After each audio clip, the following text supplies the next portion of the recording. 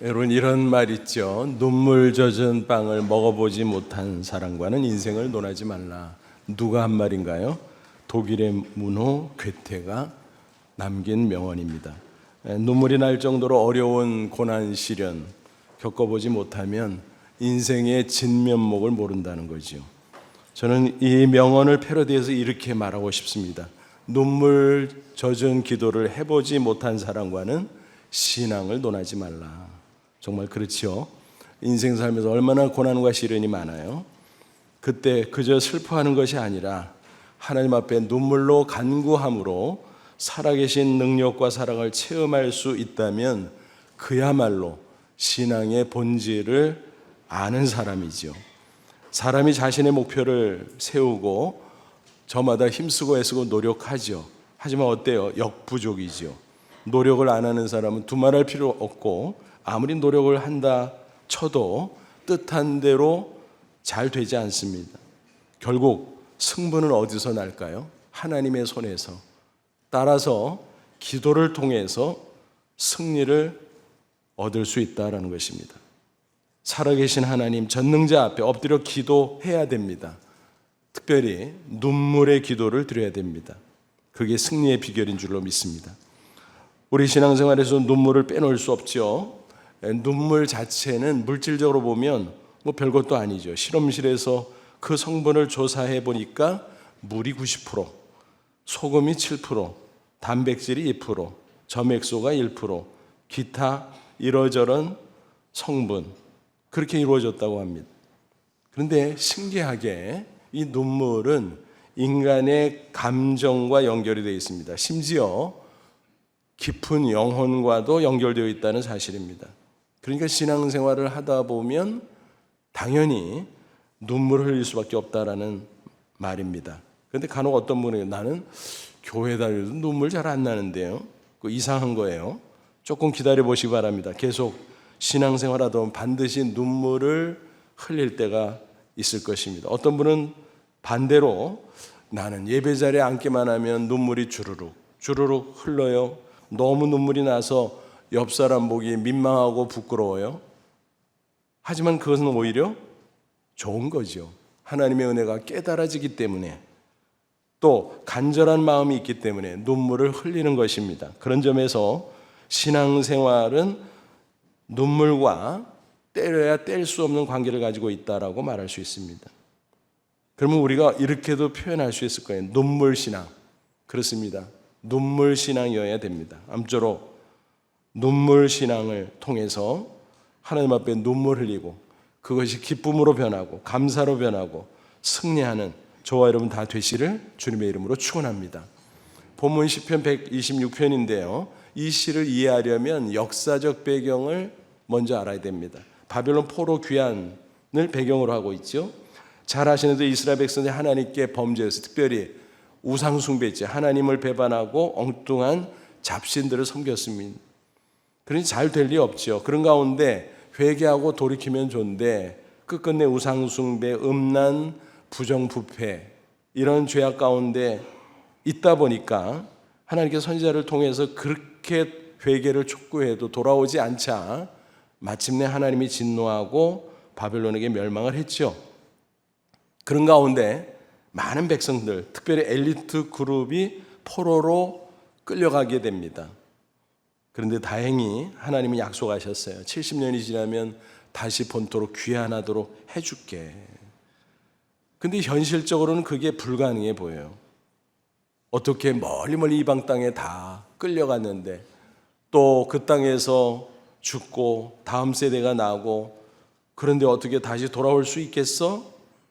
그런데 그게 이루어졌다는 것입니다. 그래서 시편 126편은 포로 귀환이 몇 차례 이어지게 되는데 제1차 포로 귀환 직후에 기록된 것입니다. 그때 연대는 BC 537년이에요. 바사 제국의 초대왕 고레스가 즉위하자마자 원년에 포로 귀환을 단행했다는 것입니다. 바벨론에게 멸망했는데 맞아요. 땅은 똑같아요. 그런데 바벨론 제국, 그 강대국이 망한 거예요. 바사, 페르시아죠. 페르시아 제국에 의해서 망한 거예요. 이 땅에 영원한 강대국은 없잖아요. 그래서 바사왕 고레스가 포로교환을 단행했다. 1차 포로교환이 그때 이루어졌다라는 것입니다. 그때 그 감격이 어땠을까? 우리의 상상을 초월할 것입니다. 그때 당시의 감격을 시인은 아주 생생하게 표현하고 있습니다. 여러분 한번 상상해 보세요. 포로로 끌려갔던 이스라엘 백성들의 삶이 어떻게 참혹했겠죠. 그 이방 땅에 끌려가서 포로, 아마 강제 노역도 했겠죠. 얼마나 고단했을까, 얼마나 한심했을까, 또 조국 이스라엘 땅이 얼마나 그리웠을까. 문자 그대로 오매불망 늘 그리워했을 것입니다. 그리고 앉으면 눈물이 흘렀을 거예요. 또 하나님 앞에 간절히 호소하며 기도했을 거예요. 하나님, 정말 우리가 조국으로 돌아갈 수 있을까요? 상황을 보면 어려워요. 아니, 불가능해 보여요. 그러나 그들은 그곳에서 삶이 너무 고단하고 슬펐기에 하염없는 눈물을 흘리면서 하나님 앞에 기도하고 또 기도했을 것입니다. 세월이 흘러가면서 소망은 점점 희미해졌을 것입니다. 오히려 절망의 그림자가 짙어졌을 것입니다. 그런데 놀랍게도 어느 날 돌아가라는 거예요. 조국 이스라엘 돌아가라는 거예요. 포로 귀환이 단행됐다라고 하는 사실입니다.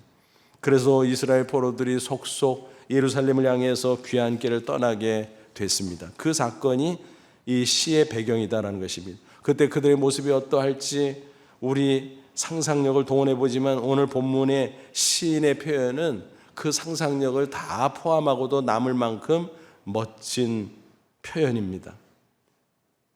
이미 이루어진 1차 포로 귀환을 회상하면서 시편 기자는 생생하게 표현하죠. 1절부터 3절 보세요. 여호와께서 시온의 포로를 돌려보내시다. 시온은 예루살렘에 있는 산인데 이스라엘 백성을 지칭할 때도 사용을 합니다. 이 명칭을 시온의 포로, 이스라엘 포로들을 돌려보내실 때 우리는 꿈꾸는 것 같아도다. 그러지 않았겠어요? 어렵다, 아니 불가능하다 생각했는데 갑자기 귀한 명령이 떨어지니까 야, 이게 꿈이야 생시야. 우리식으로 말하면 뭐예요? 서로 꼬집으면서 아야 생시네 생시, 꿈이 아니네. 아마 그랬을 거예요. 얼마나 좋았을까요? 그때 우리의 입에는 웃음이 가득하고 우리 혀에는 찬양이 찼었도다. 저절로 웃음이 막 나와요. 좋아가지고. 또 찬양이 막 나와요. 그때 문 나라 가운데서 말하기를, 이방 사람들이 말하기를 여호와께서 그들을 위하여 큰일을 행하셨다 하였도다. 여호와께서 우리를 위하여 큰일을 행하셨으니 우리는 기쁘도다. 정말 큰일이었지요. 그건 불가능한 거거든요. 상식적으로. 실제로 이방 나라 백성들이 포로로 끌려가는 이스라엘을 향해서 조롱했었잖아요. 저거 보라고, 꼴 좋다고. 너희들 맨날 여호와 하나님 어쩌고 떠드는데 그 신이 있기나 한 거냐? 또 그 신이 있다면 그 신이 너희들이 이렇게 벌 받는 거 보니까 아주 너무너무 잘못했겠구나. 얼마나 잘못해서 이렇게 벌을 받아? 아마 이런 식으로 조롱을 했을 것입니다. 근데 놀라운 일이 벌어졌어요. 그러니까 이방 나라 사람은 이게 뭐야? 있을 수 없는 일이 벌어졌어? 그러면 여호와 하나님이 살아계신 참 신이야? 맞네. 와, 대단하다. 이스라엘 백성들에게 놀란 게 아니라 하나님에게 놀랐다라는 것입니다. 그만큼 포로 귀환은 큰 일이었습니다.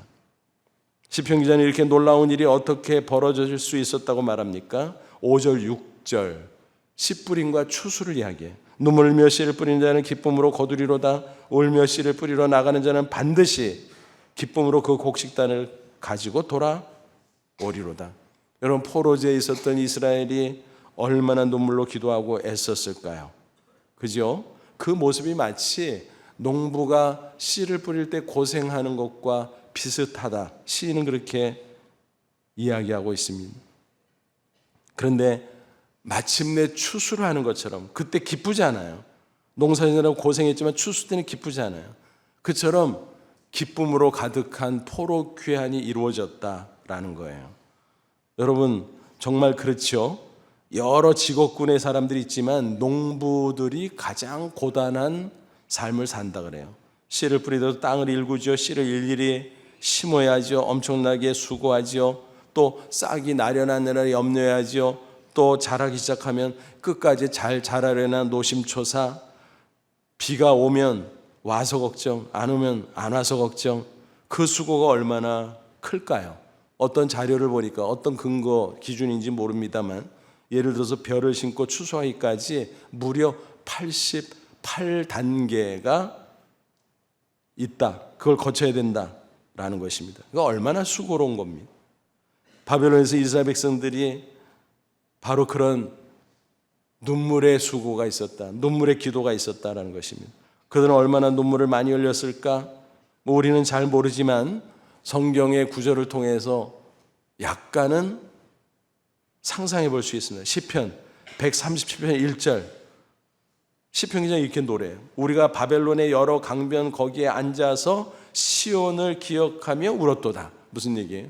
강제 부역하느라고 쉬는 시간이 별로 없었지만 잠깐 짬날 때 강변에 앉아서 뭐를 해요? 시온, 이스라엘을 기억하고 아마 그쪽 방향으로 향해서 눈물을 주르륵 흔들면서 하나님 앞에 기도하지 않았겠습니까? 이런 눈물이 헛되지 않았다라는 것입니다. 왜냐하면 씨를 뿌리면 추수하는 것처럼 수고의 눈물을 흘리고 기도의 눈물을 흘리면 반드시 하나님께서 응답하시고 결실을 주신다라는 것입니다. 바벨론 포로들이 체험했던 감격, 기쁨이 바로 그런 것이었습니다. 하지만 아직 현실 상황을 보니까 녹록지 않아요. 돌아온 가나안 본토 얼마나 황폐했는지, 돌아왔어도 이렇게 여전히 힘들구나. 또 한편 생각해 보니까 아직도 포로 많은 백성들이 그 이방 땅에서 고생하고 있잖아요. 아직 돌아오지 못했잖아요. 일부만 돌아온 거지. 그들을 생각하니까 또 너무너무 마음이 아파요. 그래서 4절에 기도합니다. 여호와여, 우리의 포로를 남방 시내들 같이 돌려보내소서 그랬습니다. 그래서 남방은 이스라엘 땅 팔레스타인의 남쪽 지역을 가리켜요. 네게브라고 부르죠. 네게브. 네게브는 히브리어로 원래 황무지라는 뜻이에요. 남쪽 지역인데 거기는 완전 사막이죠. 그래서 건기에는 바짝 말라있죠. 그냥 평지 같아요. 바짝 말라있는 평지. 근데 놀랍게도 우기가 되면 비가 싹 쏟아지는데 금세 시내가 되어서 막 물이 흘러내려가는 거예요. 그래서 신기하다. 그렇게 메마른 땅에 시내가 흐르고 그 옆에 풀이 돋아나고 나무가 자라기 시작하고 그런 종류의 땅을 뭐라고 부르죠? 와디라 그래요. 와디. 아마 지리 시간에 공부하신 거 기억나실 거예요. 와디. 그러니까 그 네게브가 그런 지형입니다. 그것처럼 포로들이 전격적으로 또 돌아오게 해주시기를 원합니다. 시냇물이 흐르듯이 다시 우리의 본토로 돌아오도록 해주세요라고 시인은 기도하고 있습니다. 그러면서 시인은 바로 심음과 거둠의 법칙, 파종과 추수의 법칙을 언급하면서 하나님이 반드시 이루어 줄 것을 확신하고 기대하고 있습니다. 그것은 자연의 법칙일 뿐만 아니라 신앙의 법칙이고 더 나아가 인생의 법칙인 것입니다. 바울이 그 법칙을 언급했었잖아요. 갈라디아서 6장 7절 스스로 속이지 말라. 하나님은 업신여김을 받지 아니하시나니 사람이 무엇으로 심든지 그대로 거두리라. 그죠?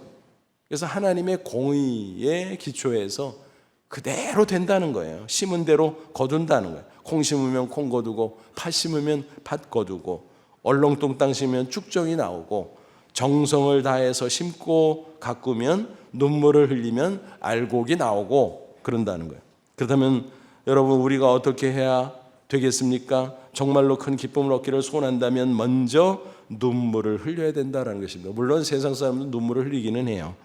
그러나 그들 가운데는 그 눈물이 헛될 수밖에 없습니다. 왜요? 자신의 서름 때문에 흘리는 눈물, 또 신세 한탄하며 흘리는 눈물, 원한과 증오 때문에 흘리는 눈물이기 때문이죠. 적어도 하나님을 경외하는 성도는 이런 눈물은 가급적 흘리지 말아야 할 줄 압니다. 그러면 우리 성도들은 구체적으로 어떤 눈물을 흘려야 할까요? 우리가 인생 살다 보면 여러 문제를 직면하잖아요. 고난과 시련을 만나잖아요. 또 그 가운데 우리가 미래에 정말 잘 됐으면 좋겠다는 소원이 있잖아요. 그런 것을 꿈이라고 부를 때가 있습니다. 근데 이 꿈이라는 말 속에 어떤 의미가 포함되어 있어요? 소원인데, 그렇게 되면 좋겠는데, 문제도 해결하고 고난도 넘고 멋진 미래가 펼쳐지고 그랬으면 좋겠는데 이게 어려워. 잘 안 될 것 같아. 때로는 불가능해 보여. 그래서 꿈이라고 부르잖아요. 현실을 보면 까마득한 거예요. 어려운 거예요. 불가능한 거예요. 하지만 우리가 믿는 하나님은 어떤 분입니까? 살아계신 전능자인 줄로 믿습니다. 따라서 그 하나님을 믿고 그 도우심을 기대하며 우리가 수고의 눈물을 흘리면 공의로우신 하나님께서 응답해 주십니다. 기도의 눈물을 흘리면 자비 하나님께서 응답해 주시는 것입니다. 그래서 그 꿈이 현실이 될 수 있다는 거예요. 그러므로 우리는 수고의 눈물, 그와 더불어 기도의 눈물을 흘려야 하는 것입니다. 우리는 때때로 성공한 사람들을 보면 부러워하지요. 야, 좋겠다. 어떻게 저 자리에 올라갔어? 어떻게 저렇게 잘 됐어? 저렇게 존귀해졌어? 야, 부럽다. 근데 우리가 놓치는 게 있어요. 그 배후, 과정. 어떻게 그 자리에 올라갔을까? 어떻게 저렇게 존귀해졌을까? 어떻게 저렇게 부유해졌을까? 그 배후의 모습을 놓쳐버린다는 거죠. 뭐가 있어요? 수고가 있죠. 수고를 하다 눈물을 흘릴 때도 있잖아요. 그 결과인 것입니다. 하나님은 공의롭기 때문에 수고하는 사람에게 그렇게 응답하세요. 심지어는 불신자들도 일반 은혜의 차원에서 하나님의 공의에 기초한 그 놀라운 혜택을 받을 수가 있는 거예요. 많은 사람들이 성공하지 못하는 이유 중에 상당 부분은 바로 성공한 사람들의 그 과정과 배후의 이유를 제대로 캐치하지 못하기 때문인지도 몰라요. 앞서 말씀드렸잖아요. 심은 대로 거두는 것은 하나님의 공의로운 법칙이라고. 그렇다면 우리가 승리 또 성취 원한다면 반드시 수고의 눈물을 먼저 흘려야 된다는 것입니다. 때로는 결과가 잘 안 보여도 이 법칙을 확신한다면 끝까지 포기하지 않고 수고의 눈물을 흘려야 마땅한 것입니다. 그래서 바울은 파종과 추수의 법칙을 언급한 이후에 이어서 갈라디아서 6장 9절 뭐라 그랬죠? 우리가 선언해가 돼 낙심하지 말지니 포기하지 않으면 때가 이름에 거두리라. 포기하지 말고 또 수고하고 또 수고하고 또 눈물을 흘리고 또 눈물을 흘려야 결실이 있다라는 것입니다.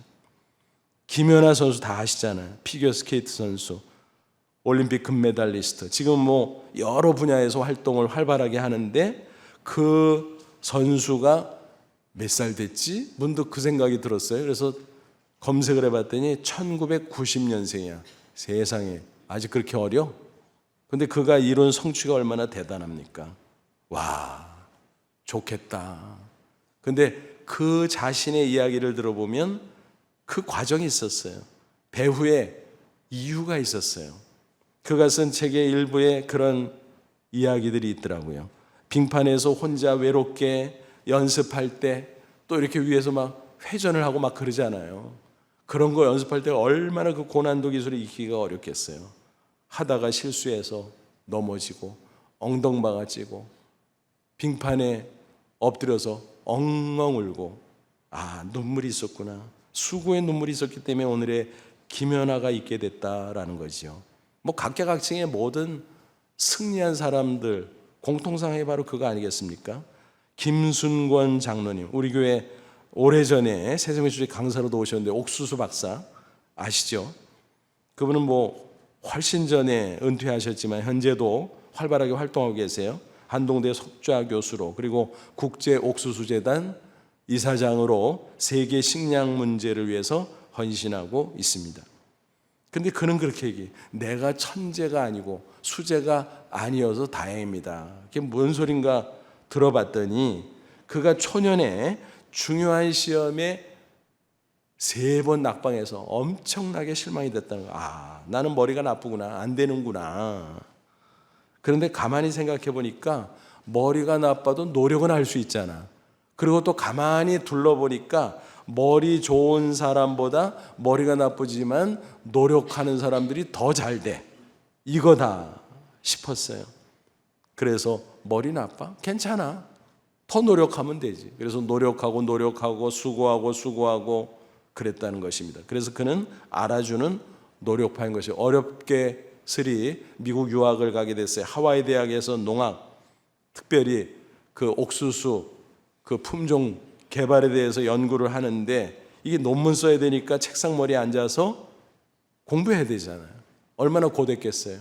또 한편으로는 실험도 해야 되니까 농사 짓는 실험을 해야 되잖아요. 그래서 밭에 나가서 옥수수를 심고 키우고 체크하고 해야 되잖아요. 그게 얼마나 어려워요. 그래서 너무너무 앉아서 공부를 하다 보니까 나중에는 치질에 걸려서 죽을 뻔했다고 고백을 합니다. 그리고 밭에 나가서 옥수수를 키우면서 이렇게 체크를 해야 되는데 비가 와야지. 또 비가 안 오면 너무너무 힘들어가지고 그 땅바닥에 엎드려서 눈물로 기도하고 수고하고 눈물 흘리고 기도하고 눈물 흘리고 그 세월이 지나 박사학위를 따고 이제 귀국했어요. 좋은 데서 스카우트 했지만 응할 수가 없어요. 왜? 하나님 앞에 받은 소명이 있거든. 우리 조국 대한민국. 그 옛날엔 가난하고 식량 문제도 있었잖아요. 이거 해결해야 돼. 또 세계 가난한 나라들의 식량 문제를 해결해야 돼. 그래서 그는 그 후에 아시아, 아프리카 빈국을 순회하면서 그 옥수수 품종 개량을 통해서 식량 문제를 많이 해결해 줬잖아요. 아프리카 나이지리아 같은 데는 아주 장기간 체류하면서 도와줘서 명예추장으로 추대되기도 했고 또 그 나라 동전에는 그가 개발한 옥수수 품종 오바 슈퍼 1호가 새겨져 있기도 합니다. 대단한 거죠. 북한에도 59회나 방문해서 품종 개량을 통해서 북한의 식량 문제를 상당히 해결해 준 바도 있습니다. 그리고 노벨상 후보로 5번이나 올라간 적도 뭐 노벨상 받지 못했잖아 라고 말할지 모르지만 후보 올라가기는 쉬워요. 대단하죠.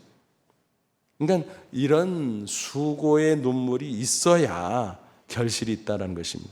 여러분 혹시 우리 가운데 어려움이 있습니까? 어쩌면 좀 더 수고의 눈물을 흘려야 되는 건지도 모르겠습니다. 하나님께서 그것을 기다리고 있는지도 모르겠습니다. 힘들지만 답답하지만 좀 더 수고의 눈물을 흘리시기를 바랍니다. 그래서 하나님의 때 하나님의 놀라운 승리를 거두고 기뻐할 수 있는 저와 여러분 다 되시기를 축원합니다.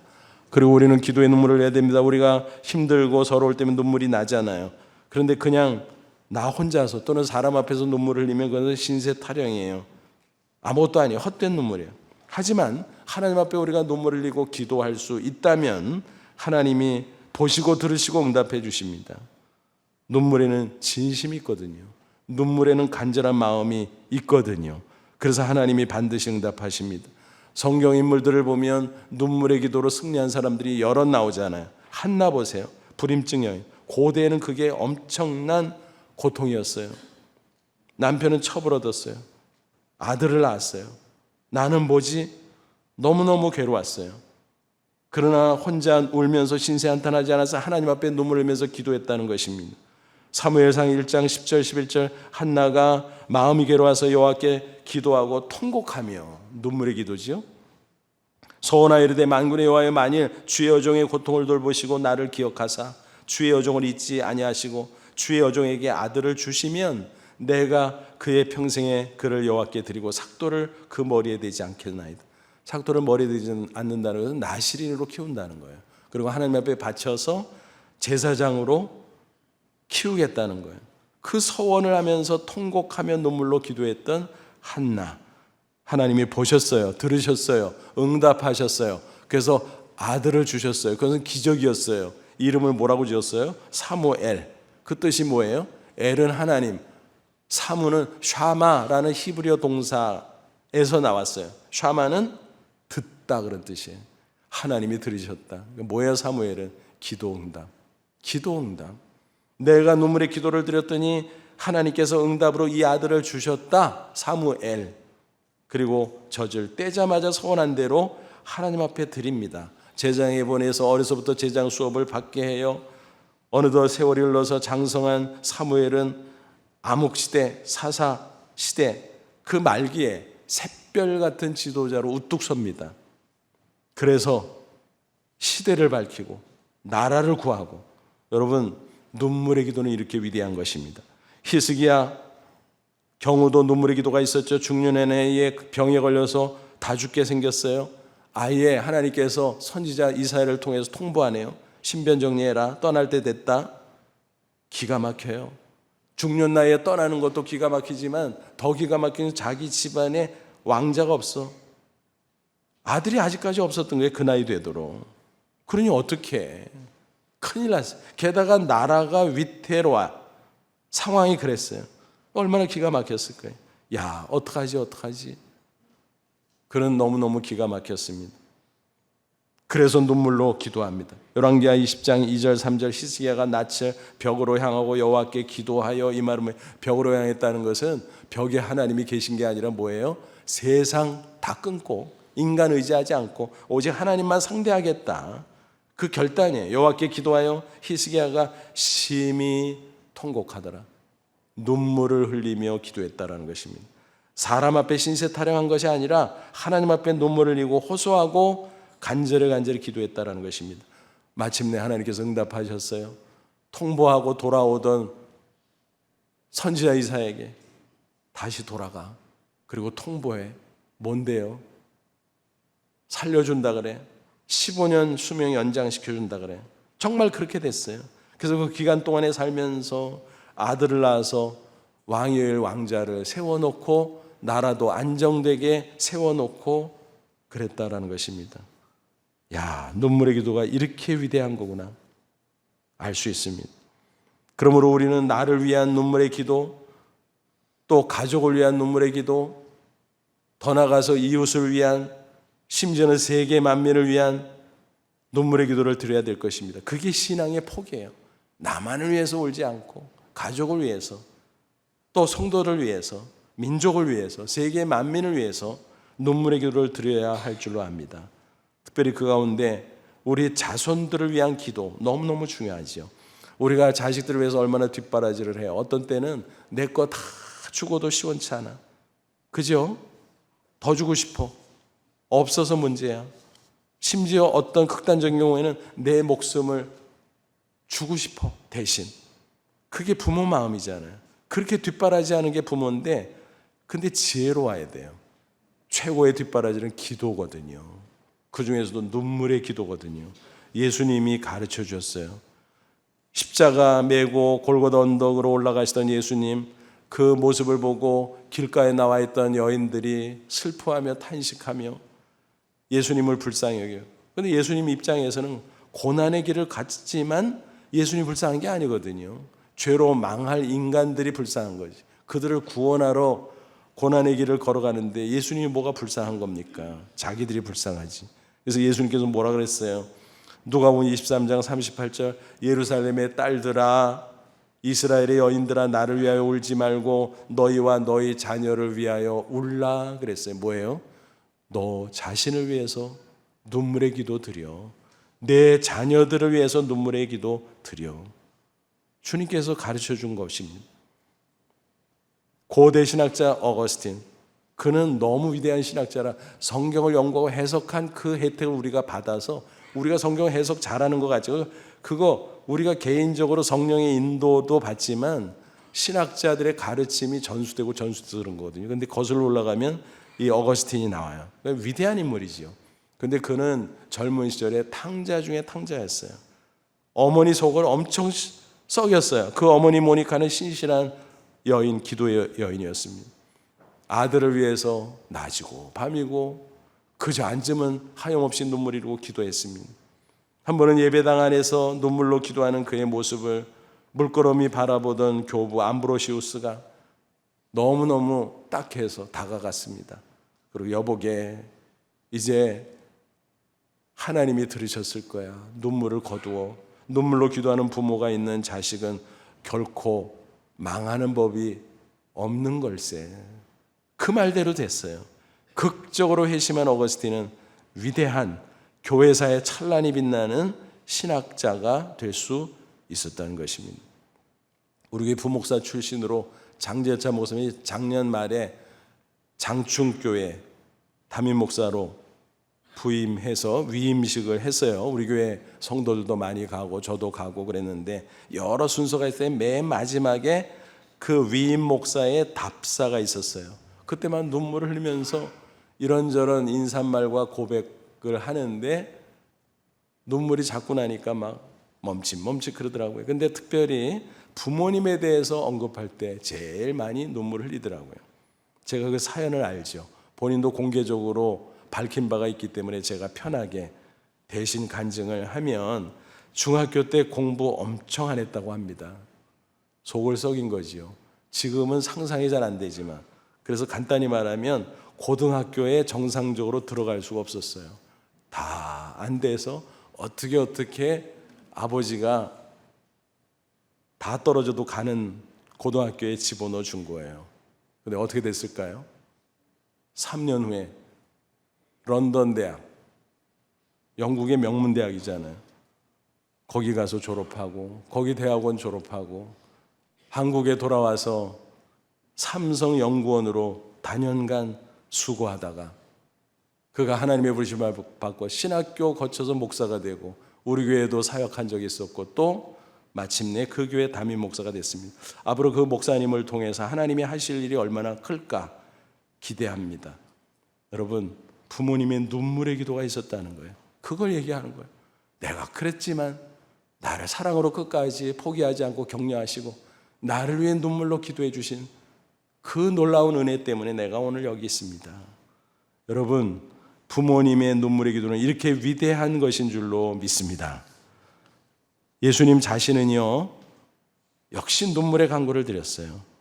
성경에 그게 분명하게 나와 있잖아요. 히브리서 5장 7절, 그는 육체에 계실 때 자기를 죽음에서 능히 구원하시리 하나님에게 심한 통곡과 눈물로 간구와 소원을 올렸고 그 경건하심으로 말미암아 들으심을 얻었느니라. 여러분, 무슨 얘기예요? 십자가 고난이 그만큼 컸다는 거예요.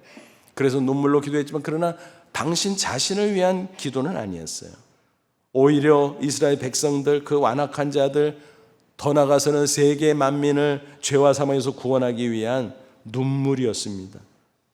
통곡 기도였습니다. 오늘 우리도 이제 신앙이 성숙해지면서 예수님의 길을 따라가야 됩니다. 신앙의 선배들도 그랬어요. 성숙해질수록 자기 자신, 가족, 거기서 그치지 않고 성도들, 자기 민족, 세계 만민을 위해서 눈물로 기도했다라는 것입니다. 예레미야가 그랬습니다. 바울이 그랬습니다.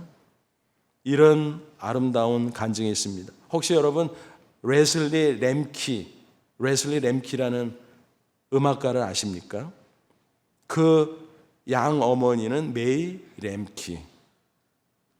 그 사연은 이렇습니다. 1952년 위스콘신주 밀워키 병원 앞에 생후 6개월짜리 아이가 버려져 있습니다. 생모가 두고 간 거예요. 보니까 상태가 너무 안 좋아. 눈을 적출했어요. 눈에 너무 이상했어서 차라리 적출해야 다른데 영향을 주지 않을 것 같아서. 또 중증 정진 지체를 가지고 있었어요. 뇌성마비를 갖고 있었어요. 병원 당국이 당황스럽습니다. 이 아이를 어디다 입양 보내야 되는데 누가 받아줘? 심각해서. 근데 마침 은퇴하는 간호사가 있었어요. 메이 램키. 내가 맡을게요. 잘 안 될 텐데 머지않아 죽을 텐데 그래도 되겠어요? 제가 할게요. 그는 하나님이 자기에게 맡겨주는 것을 확신했던 것입니다. 그래서 돌보기 시작하는데 스스로 음식을 넘기지 못할 정도의 그 심각한 상태입니다.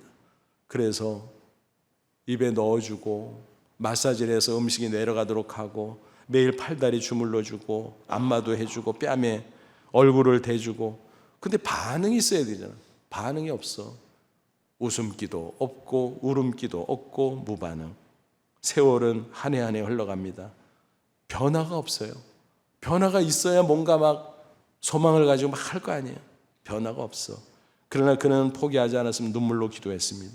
그러면서 세월이 흐르고 흘렀는데 18세. 그때가 되니까 큰 변화가 없는 그 모습을 지켜보던 남편이 그만하지 여보. 어디 보내. 친구들도 그만하지.